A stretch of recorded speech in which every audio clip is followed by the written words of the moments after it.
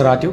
या अनिकेत. सर परिस्थिती हाताच्या बाहेर चालली आहे सर. त्या मल्टीनॅशनल कंपनीने आपल्या किमती निम्म्यावर आणून ठेवल्या आणि आपल्या कंपनीचे शेअर्स 10% घसरलेत. आपल्याला चारी बाजूनी घेरले सर. आता आपल्याला एकच पर्याय उरलाय, एकतर कंपनी विकणे नाहीतर आपल्याला सरेंडर करावं लागेल. बसून घ्या तुम्ही. हो सर.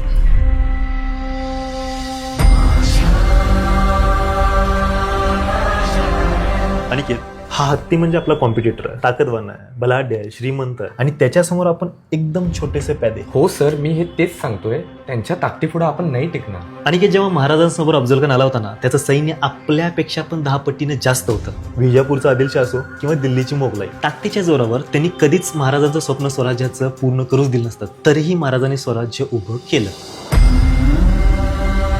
का माहिती?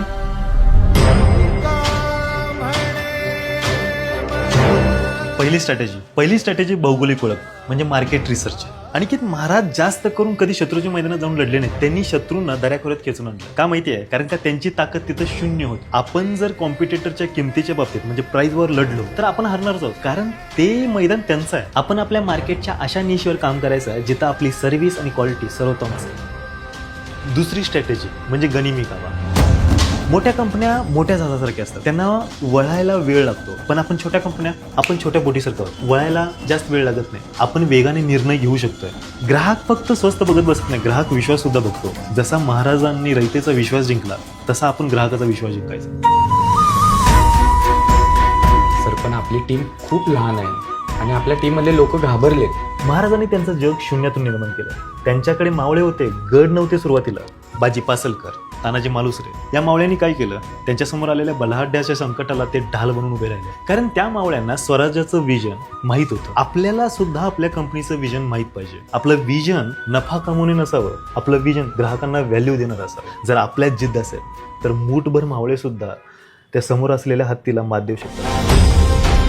नियोजन प्लस संयम प्लस धाडस बरोबर स्वराज्य म्हणजेच यश. बुद्धिबळात जर वजीर मेला तर खेळ संपत नाही. खेळ कधी संपतो? जेव्हा राजा मरतो. आपण आपल्या कंपनीचा राजा म्हणजे आपल्या कंपनीमध्ये राजा कोण आहे? तर आपला आत्मविश्वास. तो ढळू द्यायचा नाही कधी. अनिकेत, आपण उद्यापासून किंमत नाही कमी करणार. आपण सर्व्हिस इतकी तगडी करणार ना की ग्राहक दुसरीकडे बघायलाच नाही पाहिजे. समजलं सर. त्या कंपनीशी आपण ताकदीने नाही तर बुद्धीने लढू. आता गनिमी कावा कॉर्पोरेटमध्ये सुद्धा. लक्षात ठेवा, गड जिंकायचा असेल तर सगळ्यात आधी तो गड आपल्या मनामध्ये जिंकलेला असला पाहिजे. चला कामाला लागा. हर हर महादेव. हर हर महादेव. मांडी तुझे दे एकदा माझा उशाला.